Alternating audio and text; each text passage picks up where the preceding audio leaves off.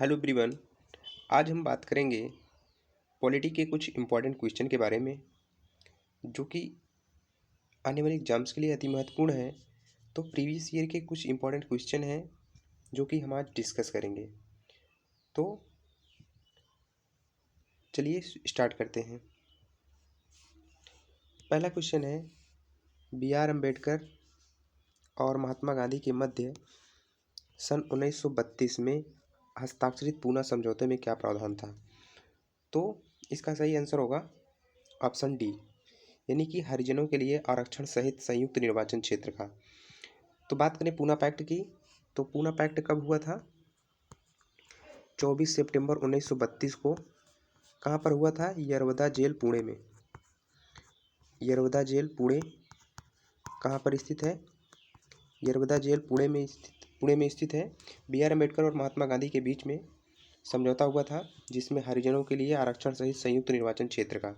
बात करें तो हरिजनों के लिए जो पृथक निर्वाचन क्षेत्र का, इसमें जो है त्याग किया गया, यानी कि द्वितीय गोलमेज सम्मेलन के बाद बी आर अम्बेडकर और महात्मा गांधी के बीच में जो तनाव था वो इसलिए था कि बी आर अम्बेडकर जो है वो चाहते थे कि जो हरिजनों के लिए पृथक निर्वाचन क्षेत्र है उसको त्याग किया जाए, उसमें जो है आरक्षण सहित संयुक्त निर्वाचन क्षेत्र का प्रावधान किया जाए। तो इसका सही आंसर होगा ऑप्शन डी। चलिए आगे देखते हैं।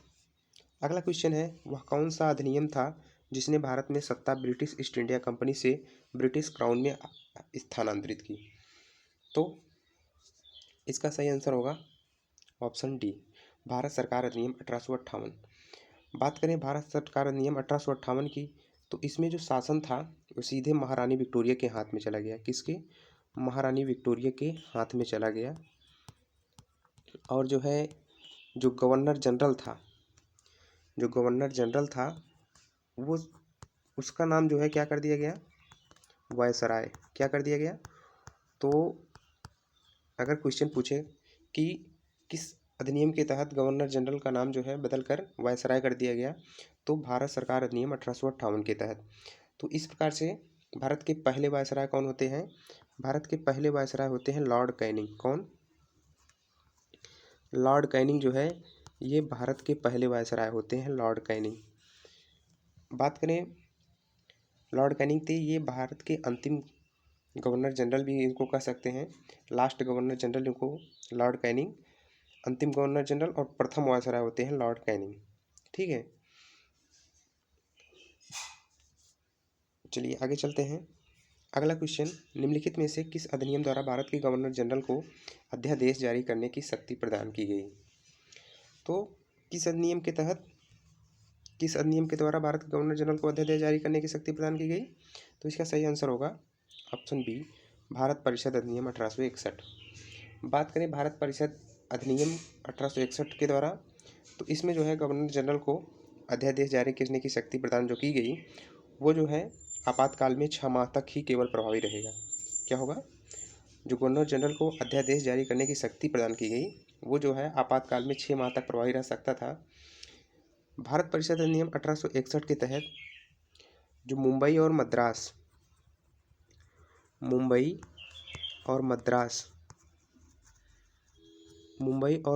के जो विधान परिषद थे उनको जो है कानून बनाने और उसमें संशोधन करने की शक्ति प्रदान की गई। तो याद रखिएगा, भारत परिषद अधिनियम के द्वारा भारत के गवर्नर जनरल को अध्यादेश जारी करने की शक्ति प्रदान की गई 1861 के तहत, और मुंबई और मद्रास के जो विधान परिषद थे उनको कानून बनाने व उसमें संशोधन करने की शक्ति भी प्रदान की गई। चलिए अगला क्वेश्चन है, रेगुलेटिंग एक्ट पारित किया गया। तो रेगुलेटिंग एक्ट कब पारित किया गया? इसका सही आंसर होगा ऑप्शन ए, 1773 ईस्वी में। रेगुलेटिंग एक्ट 1773 के तहत 1774 में, कब? 1774 में कोलकाता में सुप्रीम कोर्ट की स्थापना की गई। रेगुलेटिंग एक्ट 1773 ईस्वी में जो रेगुलेटिंग एक्ट आया, ये जो है ब्रिटिश प्रधानमंत्री, जो हमारे उस समय ब्रिटिश प्रधानमंत्री थे नॉर्थ उनकी सिफारिश में एक गोपनीय समिति बनाई गई थी, जिससे जो है रेगुलेटिंग एक्ट कहा गया। ये उस समय तत्कालीन जो ब्रिटिश प्रधानमंत्री थे लॉर्ड नॉर्थ थे, तो उन्हीं के द्वारा जो है एक गोपनीय समिति की सिफारिश पर जो है एक 1773 में एक एक्ट पारित किया गया था, जिसे जो है रेगुलेटिंग एक्ट कहते हैं। इसी एक्ट के साथ 1774 में कोलकाता में सुप्रीम कोर्ट की स्थापना की जाती है। सुप्रीम कोर्ट की स्थापना की जाती है, जिसमें जो है एक मुख्य न्यायाधीश थे और 3 अन्य न्यायाधीश थे। ठीक है, तो रेगुलेटिंग एक्ट 1773 ईस्वी में पारित हुआ। इसी के तहत 1774 में कोलकाता में सुप्रीम कोर्ट की स्थापना होती है, जिसमें एक मुख्य न्यायाधीश होते हैं, 3 अन्य न्यायाधीश होते हैं। रेगुलेटिंग एक्ट जो है इसका भारत के संवैधानिक विकास में भी महत्वपूर्ण स्थान है। इसके अंतर्गत पहले गवर्नर जनरल कौन होते हैं? इसके अंतर्गत जो पहले गवर्नर जनरल होते हैं लॉर्ड वॉरेन हेस्टिंग्स। कौन होते हैं? लॉर्ड वॉरेन हेस्टिंग्स होते हैं। इसके अंतर्गत पहले गवर्नर जनरल। ठीक है, इसी एक्ट के तहत जो मुंबई और मद्रास के जो गवर्नर थे, उनको जो है कोलकाता के गवर्नर के अधीन कर दिया गया।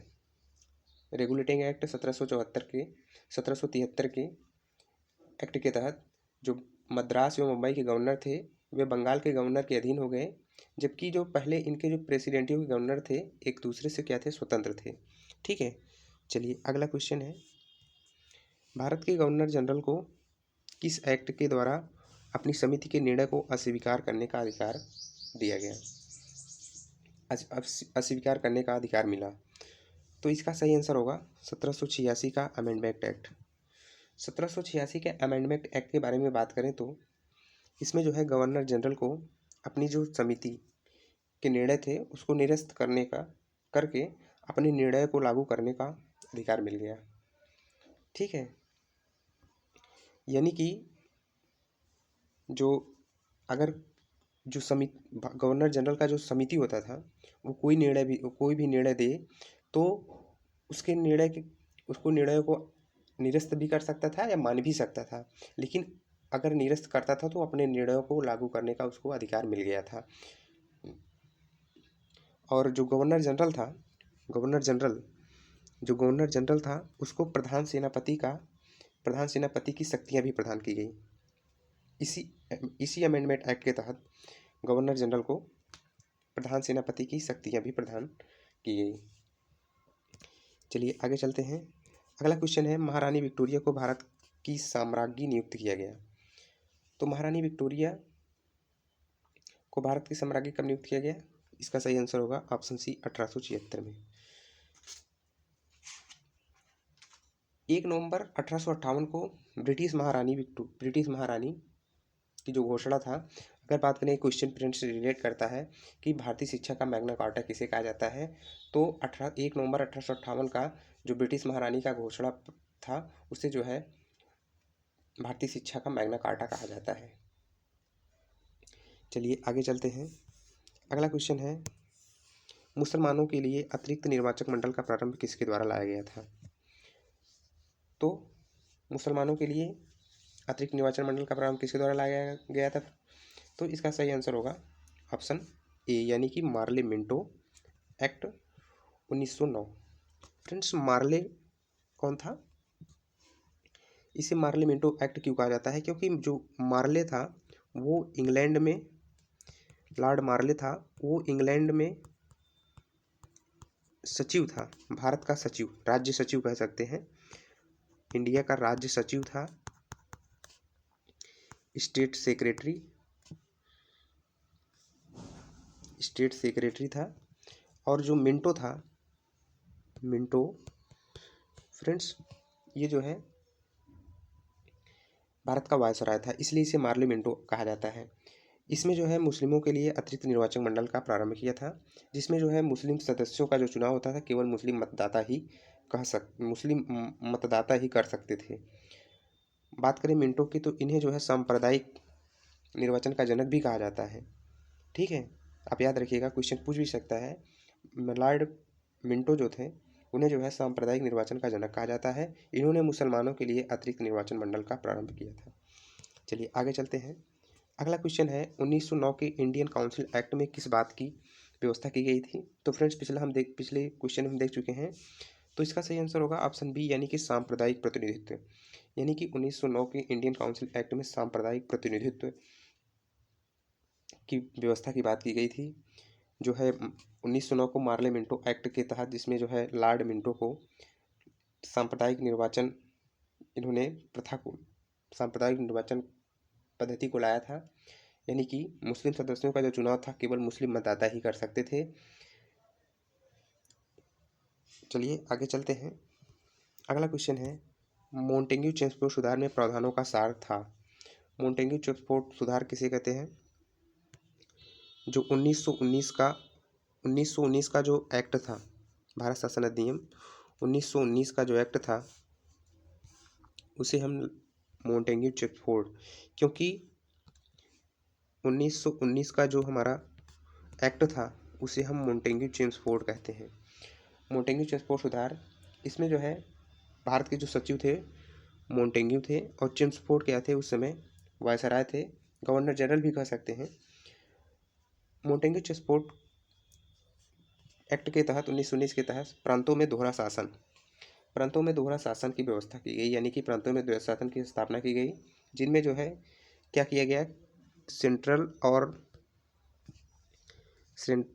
केंद्रीय और प्रांतीय, सेंट्रल और प्रोविंस, यानी कि प्रांतियों में जो विषयों को पृथक कर दिया गया। जो हमारे प्रोविंस मतलब प्रांतीय थे उनको, उनके विषयों को, और सेंट्रल के विषयों को पृथक कर दिया गया। मोंटेग्यू चेम्सफोर्ड सुधार की बात करें तो मोंटेग्यू चेम्सफोर्ड सुधार एक्ट 1919 के तहत इसमें जो प्रावधान किया गया था, इसमें लोक सेवा आयोग गठन, केंद्रीय लोक सेवा आयोग गठन का प्रावधान किया गया, जिससे बाद में 1926 में केंद्रीय लोक सेवा आयोग का गठन का प्रावधान भी किया गया, की स्थापना की गई। प्रावधान तो मोंटेग्यू चेम्सफोर्ड सुधार 1919 में ही लाया गया था। ठीक है, चलिए आगे चलते हैं। अंतिम क्वेश्चन है 1946 का कैबिनेट मिशन 3 मंत्रियों से गठित था, निम्नलिखित में से इसका सदस्य कौन नहीं था? तो लॉर्ड पैथिक लॉरेंस ये भी थे, AB अलेक्जेंडर ये भी थे, सर स्टेफर्ड क्रिप्स ये भी थे। यानी कि इसका सही आंसर होगा ऑप्शन सी, यानी कि लॉर्ड एमरी 1946 के कैबिनेट मिशन में नहीं थे। तो 22 जनवरी कैबिनेट मिशन कब आया? 22 जनवरी 1946 को, 22 जनवरी 1944 को कैबिनेट मिशन आता है, जिनमें 3 मंत्री थे, Lord Pethick Lawrence, AB Alexander, Sir Stafford Cripps. इसमें जो है पैथिक लॉरेंस क्या थे? अध्यक्ष, पैथिक लॉरेंस अध्यक्ष थे। ठीक है, तो फ्रेंड्स कैसे रहा हमारा वीडियो? अगर वीडियो पसंद आए तो प्लीज़ चैनल को सब्सक्राइब करिएगा, लाइक करिए। मिलते हैं एक नए वीडियो में, तब तक के लिए जय हिंद।